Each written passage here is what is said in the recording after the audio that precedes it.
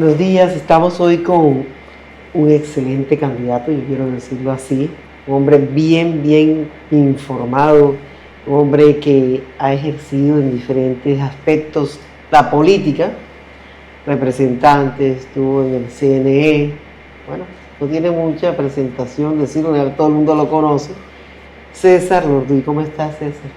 Muy bien, Luz Marina, muy contento de estar aquí. El periódico La Libertad, un baluarte del periodismo y como consecuencia de eso, de la libertad de expresión. Espero poder atender tus inquietudes con algún nivel de propiedad y que el cariño que te tengo no me contagie para sesgar las respuestas. Ya de antemano, la gente que conocía que venías para acá ya me habían escrito WhatsApp y todos me decían, es un hombre apetecido, y eso, no sé por qué. Cuéntanos. No, realmente últimamente hemos tenido mucha invitación de los medios. Lastimosamente algunos no comprenden que estamos en una campaña electoral y que si bien uno sacrifica un tiempo para atenderlos con todo el gusto del mundo, lastimosamente hay horas que es imposible. A partir de la 1 de la tarde de todos los días estamos en la calle, reuniéndonos con diferentes sectores de la población, y mientras uno está conversando con ellos, por lo menos yo procuro darles toda mi atención, y el celular y el contacto por una vía diferente se paraliza. Claro. Fíjate que hoy estábamos viendo una noticia que ha llamado mucho la atención y ha despertado mucho la atención en las personas. Dice, gobierno limita operación, en el diario Libertad, te invito a leerla, gobierno limita operación de la GPS según población y afiliados. Y esto está llegando a afectar. ¿Qué está pasando con estos temas álgidos como de la salud? Luz Marina, yo creo que lastimosamente uno como que se va a terminar acostumbrando, y esperemos que no, que nos acostamos con la incertidumbre y nos levantamos con la intranquilidad.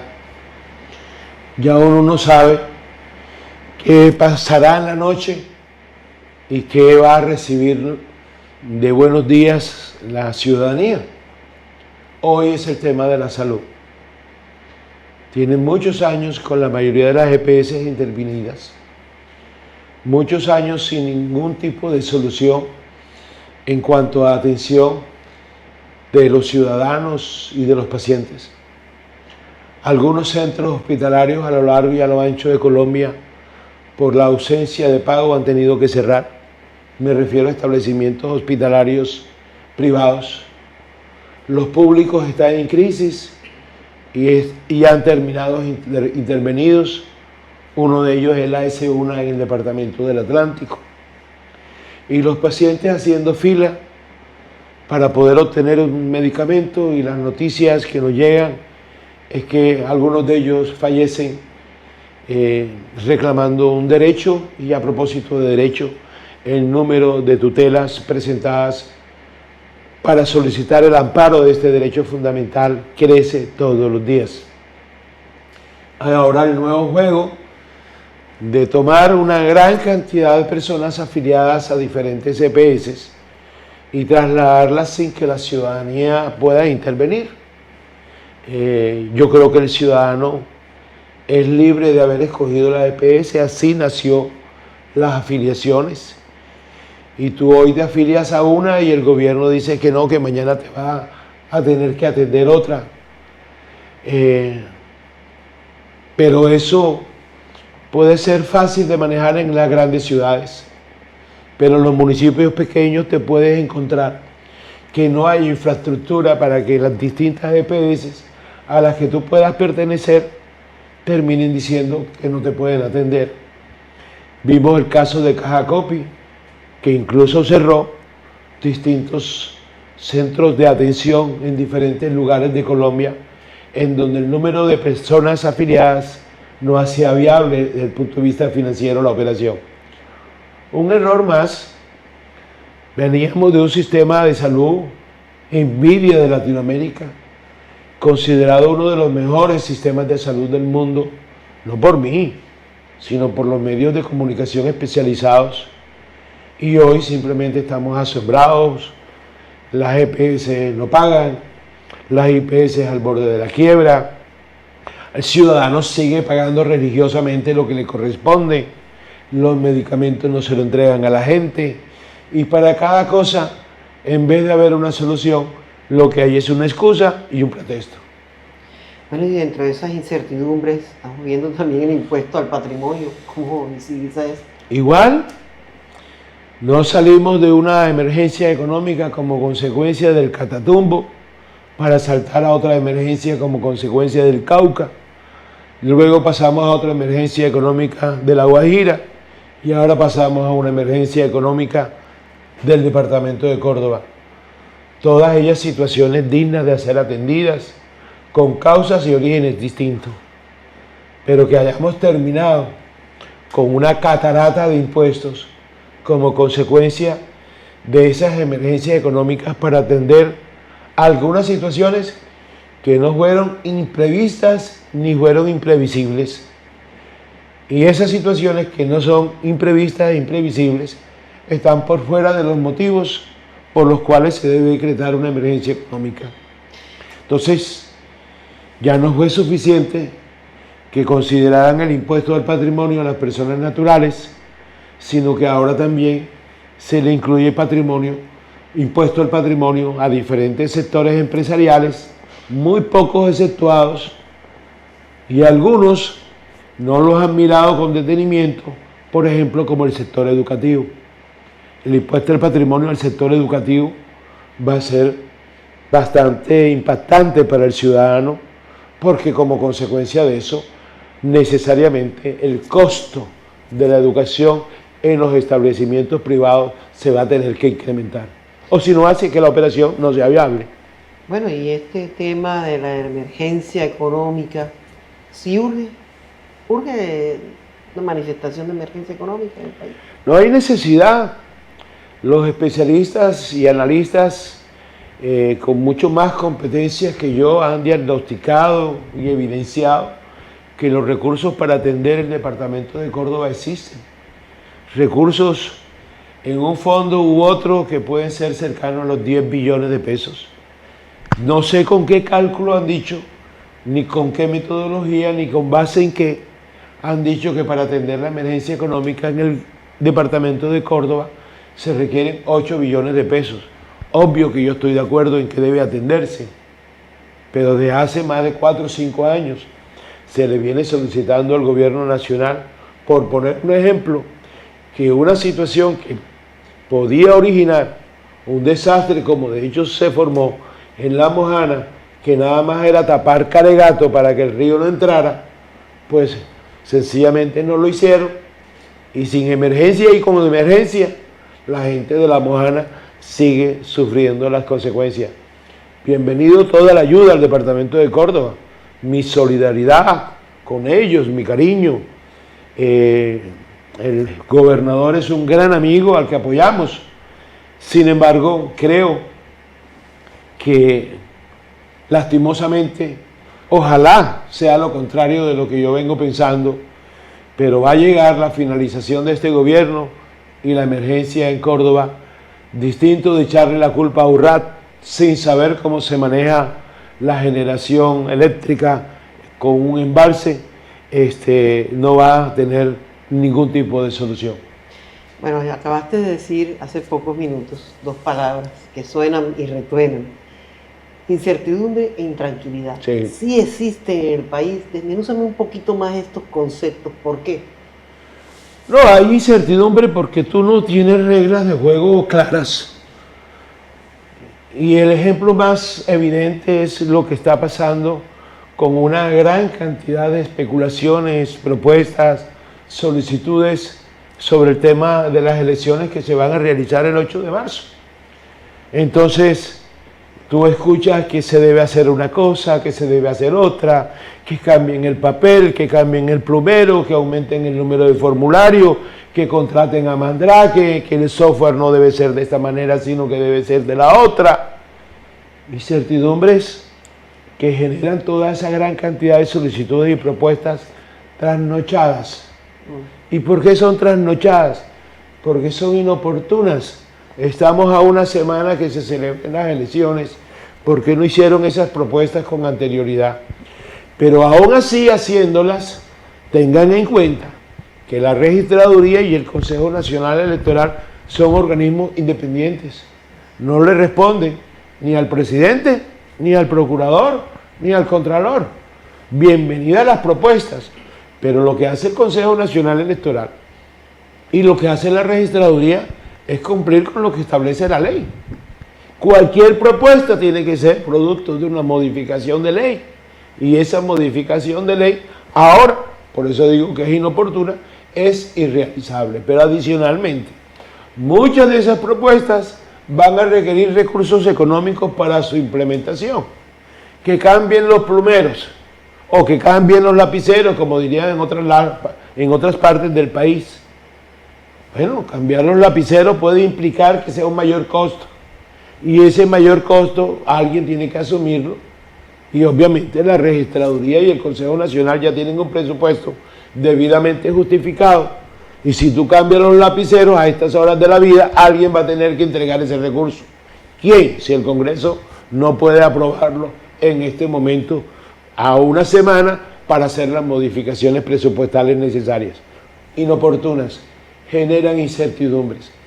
Y luego entonces tú te levantas al día siguiente con la intranquilidad, que entonces tú, pues los ciudadanos, o sea, si las elecciones son transparentes, si no lo son, si el registrador está haciendo las cosas bien, si no las está haciendo mal, incertidumbre e intranquilidad que generan dudas. Y parece que la única solución que hay en Colombia para cada una de los problemas es generar incertidumbre para no vender soluciones, para no implementarlas y para no ejecutarlas. Oye, ¿hasta qué punto se pueden cumplir todas esas peticiones y hasta qué punto se están convirtiendo ciertos términos, ciertas cosas en algo populista también? Claro, por eso te digo, propuestas trasnochadas, inoportunas, producto del desconocimiento, pero en especial de la ley. Cuando tú lanzas toda esa gran cantidad de propuestas, llámese elecciones, llámese salud, llámese sector empresarial, llámese tributario, no solamente hay un desconocimiento de la ley, sino un desconocimiento del funcionamiento del Estado, de la economía, del desarrollo empresarial. Es decir, ¿a quién se le puede ocurrir a estas horas de la vida, con un sistema de salud en el que nadie está pagando? La ADRES no lo está haciendo de manera oportuna, las GPS no le están pagando a los centros hospitalarios, y la única solución es, tú tienes 10, que esos 10 se vayan para un lugar y los otros 20 se vayan para otro lugar, sin saber si hay cubrimiento territorial, sin saber si las personas tienen unos tratamientos específicos, sin saber si de pronto las personas padecen de una enfermedad rara que exija un mayor costo. O sea, simplemente medidas llenas de incertidumbre, que reitero, término entre otras cosas tuyo, creo que salió hoy aquí en el periódico de La Libertad hoy, genera intranquilidad. Así es. ¿Estos procesos consideras que el gobierno está jugándole como algo a la confusión, el gobierno actual, y a la desinformación? Sí, porque la gente a veces ignora muchas cosas, no escudriña aún más, y se generan estas desinformaciones, confusiones. Sí, sí. La incertidumbre está llena de desinformación. La incertidumbre está llena de dudas. La incertidumbre está llena de propuestas trasnochadas.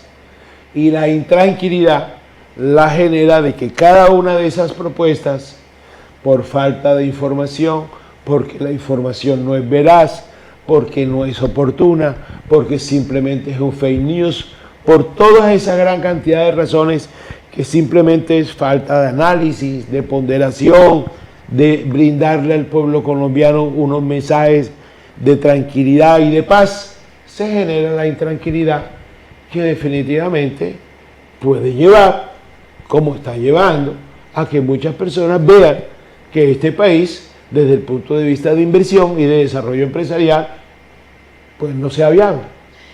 Tú que estuviste en el CNE, critican el software, critican las empresas, dicen que manipulan, critican la empresa que tiene a su cargo este manejo, que era de Honduras, que las elecciones no eran confiables. ¿Por qué no nos explicas un poco más esta situación de los software? Sí. Todo es desinformación. El sistema electoral en Colombia es de los más transparentes. Tan transparentes es que hoy ha sido imposible montar sistemas tecnológicos como existen en la mayoría de los países del mundo, en donde se utilizan máquinas procesadoras de escrutinios con sistemas duales entre manual y electrónico. Todavía, precisamente por toda esa gran cantidad de informaciones falsas. Y digo que es el sistema electoral más transparente del mundo porque es un proceso electoral que puede ser vigilado, inspeccionado en todo su proceso. En todo su proceso. El día de las elecciones tú puedes tener todos los testigos que quieras en la mesa de votación. El día de las elecciones, una vez se termine la misma, puedes tener todos los testigos que quieras en el momento en que los jurados están contando los votos. Puedes tener todos los testigos que quieras en el momento del escrutinio. Puedes tener todos los testigos que quieras en el procesamiento de la información.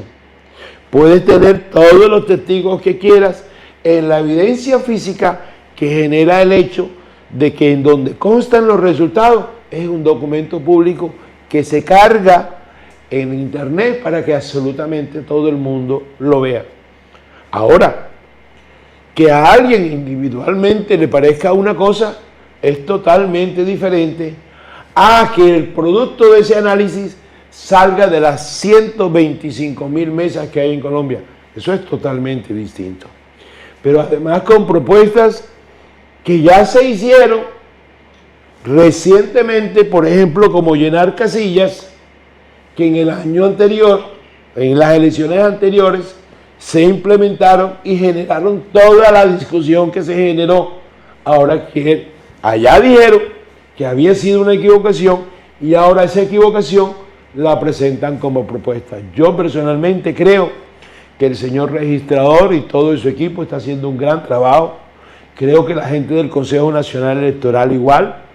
A mí no me inquieta si el software es de Pedro o de Juan. A mí no me inquieta si el plumero se lo compraron a Pedro o Juan.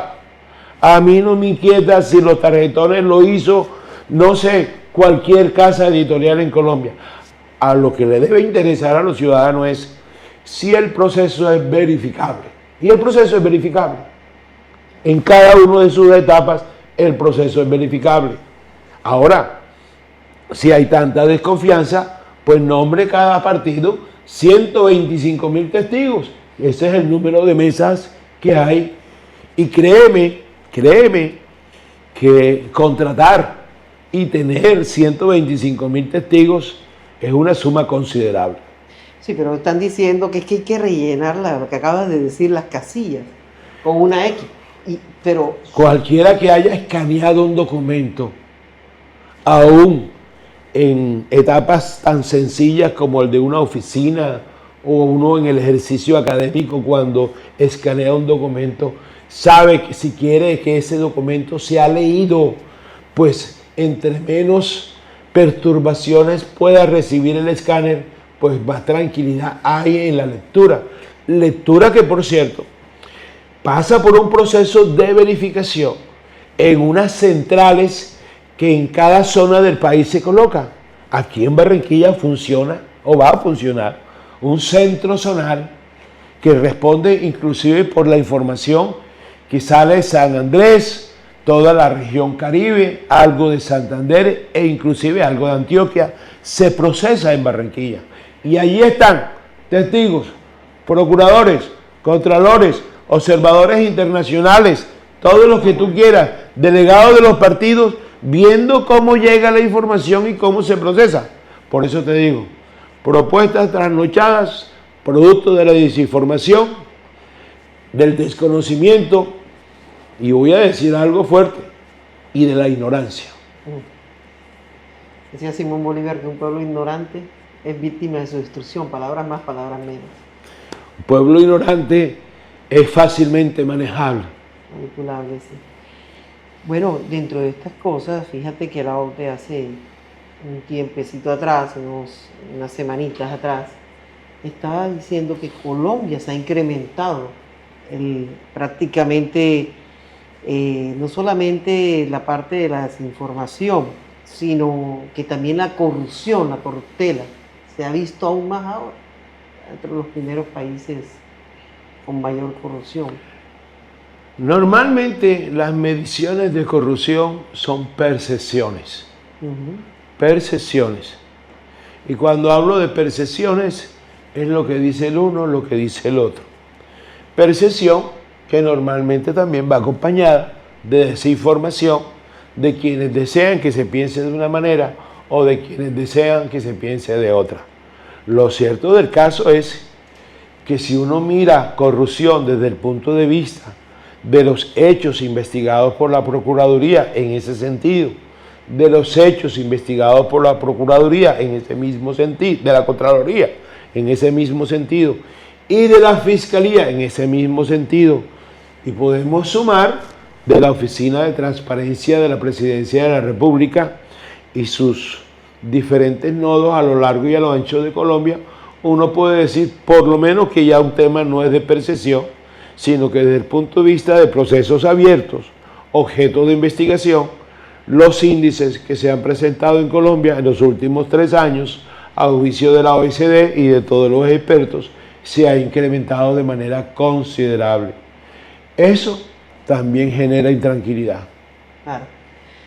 Bueno, pasemos a otro tema que la gente está muy a la expectativa.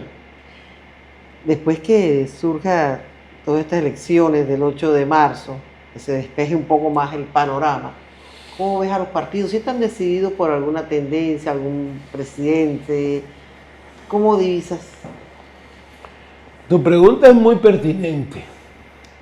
Y digo pertinente porque es una pregunta que lo obliga a uno a pensar en todo un reordenamiento que yo estoy de acuerdo contigo, se va a presentar después del 8 de marzo. Es decir, olvidémonos un poquitico de los resultados que dan las encuestas con días recientes y la que hoy se publicó. Después del 8 de marzo, el Congreso va a determinar un panorama electoral, por lo menos con mira a la presidencia, no sé si igual o diferente al que hoy en día existe. Pero lo que sí es cierto, y yo lo coloco a consideración, no desconozcan que a lo largo y ancho de Colombia, los partidos políticos que algunos quieren considerar que se llaman tradicionales, tienen una estructura, tienen una organización, tienen concejales, tienen diputados, tienen representantes, van a tener senadores. Y ellos que conocen el territorio y pueden llegar a cualquier lugar de Colombia, pueden originar que la decisión sea totalmente diferente a como hoy en día se percibe.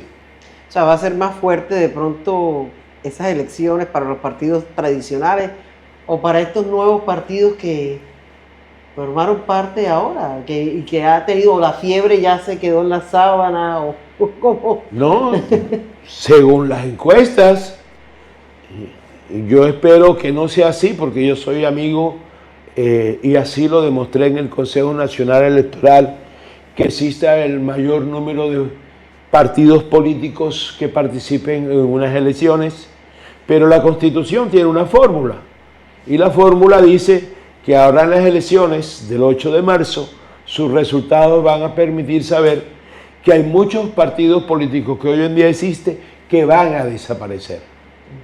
Y el solo hecho de que se desaparezcan como organización, como estructura, como tal, excepto sus dirigentes que de pronto tratarán de ubicarse en otros escenarios, pues eso también va a tener un impacto en las posibles elecciones presidenciales.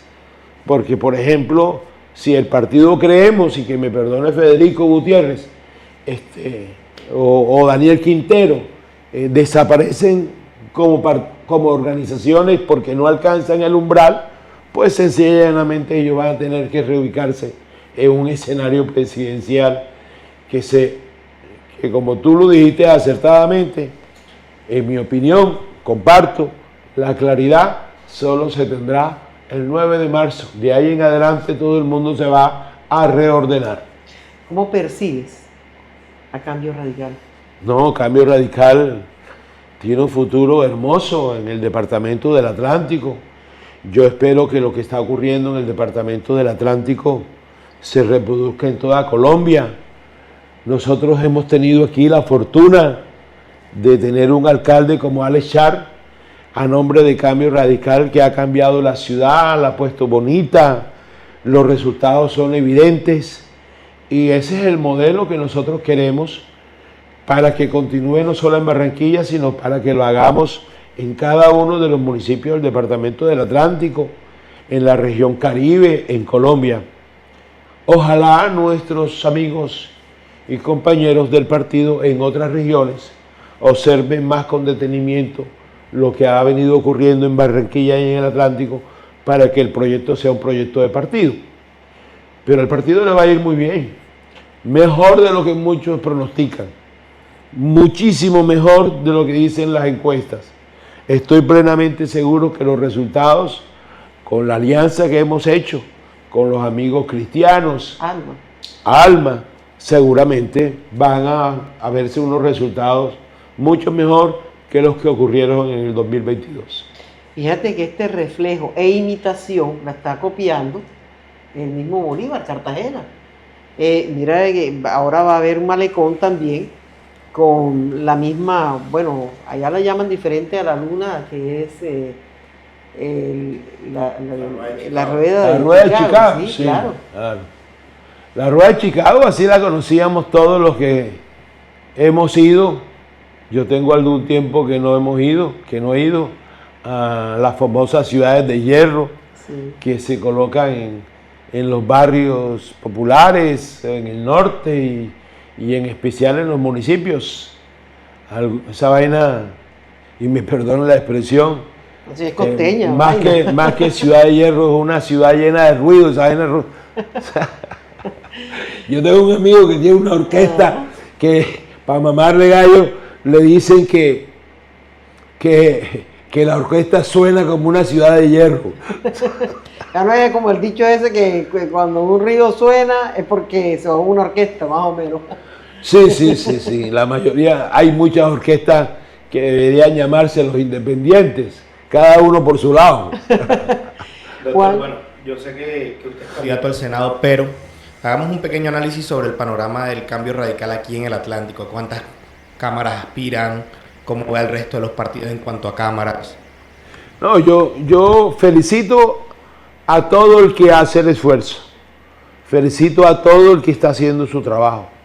Los resultados electorales no son producto sino de la dedicación y un trabajo que al final está en manos de la ciudadanía si responde de una manera o la otra, pero hay que hacer el trabajo.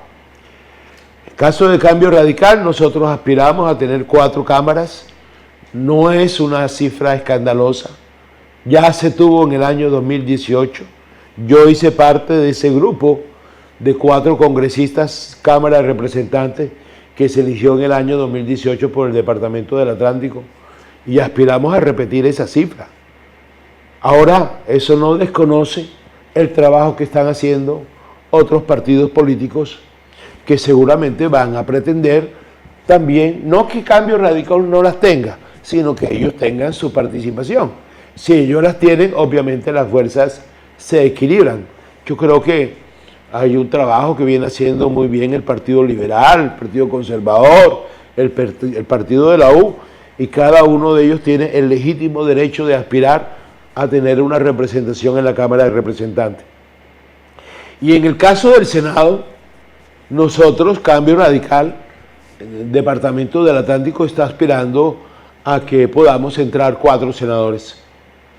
También es una cifra que puede resultar siendo muy retadora, pero estamos haciendo el trabajo para ello.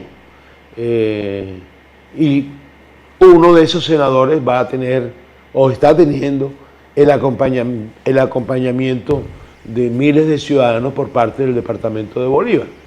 Yo aspiro a ser uno de esos senadores, si los ciudadanos así lo consideran, y estamos haciendo el trabajo para merecerlo. Bueno, una de sus propuestas llegando al Senado es que en el Congreso se aplique una semana exclusivamente dedicada a la niñez. Cuéntenos un poco sobre esa propuesta. Mire, hay una investigación que hizo una organización que se llama Niñez Ya. Esa organización tiene el apoyo de la Fundación Julio Mario Santo Domingo, de la UNESCO, de una gran cantidad de organizaciones a nivel mundial y a nivel nacional que trabajan por la niñez. Muchas de ellas, de esas organizaciones, entre otras cosas, están en Barranquilla haciendo un trabajo hermoso. Y estamos hablando de niñez con enfoques diferenciales, incluyendo el apoyo a la niñez en situaciones de discapacidad. Producto de esa investigación, lo que hemos encontrado, o por lo menos lo que yo he encontrado, es que para la niñez, y lo dicen los mismos niños que fueron encuestados, que quieren espacios abiertos, quieren jugar más, quieren que sus escuelas sean más amigables con el medio ambiente, quieren que sus escuelas tengan servicios públicos, fíjate algo tan elemental como eso, quieren que sus profesores dialoguen más con ellos y no los regañen, de la misma manera le piden eso a los padres. Es decir, ahí hay unos análisis y diagnósticos que te dicen aquí hay un problema A, un problema B y un problema C, incluyendo el tema de la niñez de personas comprometidas con algunas situaciones por fuera de la ley, que algunos de ellos no deberían estar en los mismos centros penitenciarios o carcelarios o de recuperación, porque no hay mérito para que estén en el mismo lugar. Lo que de manera previa para otros temas tuve oportunidad de conversar con Luz Marina. Aquí estamos completamente de acuerdo en que los diagnósticos existen. El problema es la plata para solucionarlos y la voluntad política. Yo me encontré que en el Congreso de la República hay 10 proyectos sobre niñez que no han sido tramitados, por lo menos con la misma celeridad con la que se tramitan otros proyectos. Entonces, ¿cómo corregimos ese problema? Yo he propuesto, sigo proponiéndolo, que de la misma manera como el Congreso de la República hace una semana debatir proyectos para las víctimas, hace una semana para debatir proyectos sobre las mujeres, hace una semana para debatir personas en situaciones de vulnerabilidad X o Y, yo solicito una semana para que se traten solo temas de niñez.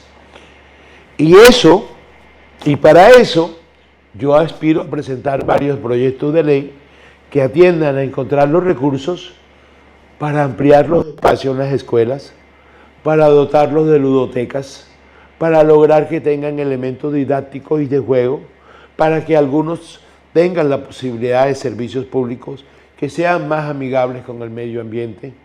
En el caso de personas con discapacidad, que existan centros que atiendan eso y los que atienden que tengan mayor fortaleza. Aquí hay un solo centro de discapacidad, casi que gratuito, que hay en Barranquilla, uno solo, es C. Camilo. Allá está ese padre que tiene todo mi cariño y mi aprecio. Ahí es el único lugar donde atienden niños con ciertos niveles de discapacidad. Y mi sueño es que eso a que tiene ese Camilo se amplíe, se fortalezca y se reproduzca. Fíjate, eso que acabas de decir es muy importante, porque ayuda a la identidad y la identificación de los muchachos desde temprana edad. Por ejemplo, las situaciones que se están presentando hoy en día, de que yo me creo un animalito, yo me creo un perrito, yo me creo... Es la ideología de género que tan marcada ha estado de una u otra manera en la educación. Y cuando con el diálogo ayudas a fortalecer esa identidad, desde los adolescentes, de los niños, desde su temprana edad, y colaboras a que ellos verdaderamente logren esa parte emotiva, esa parte emocional, esa estabilidad que tan necesaria es. Así es. Totalmente de acuerdo. La escuela, además de ser un centro de transmisión de conocimiento, tiene que ser un centro de creación y validación de valores, de compartir, de fomentar el diálogo y sobre todo de que la gente se sienta libre. Las escuelas reducidas no generan esos espacios, pero para eso se requiere plata. Al echar, volvemos otra vez a Alex. El ejemplo de los megacolegios es lo más claro. Ahí hay de todo, incluyendo espacios. Pero nos acostumbramos hace muchos años a construir una escuelita que queda al lado de una casa, del otro lado otra casa y así sucesivamente no tiene espacio para crecer. Si tú quieres tener espacios para que esos niños jueguen en esa escuelita, tienes que comprar las casas de al lado. En algunas poblaciones hasta ahí y entonces, un bar o algo al lado. Claro, sí. Y entonces tienes que, para eso se requiere recursos. Algunas hay que trasladarlas. Sí, ¿qué tal? Hay otras en diferentes lugares distintos de Barranquilla en el que se llueve más por dentro que por fuera. Y les ponen un techo de zinc. Y te quiero decir que cuando llueve, la lluvia cuando golpea sobre un zinc hace un ruido escandaloso.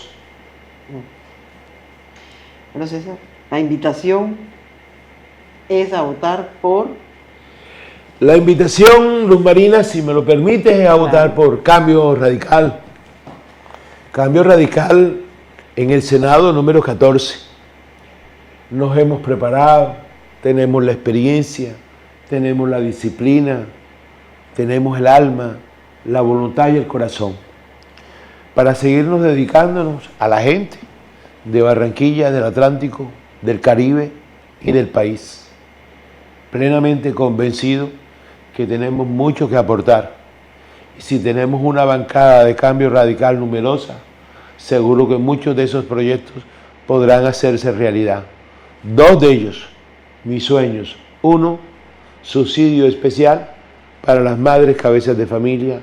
2, contratación inmediata de todas las madres comunitarias para que reciban un salario digno e incluso con garantía de prestaciones sociales que les permita retirarse con tranquilidad.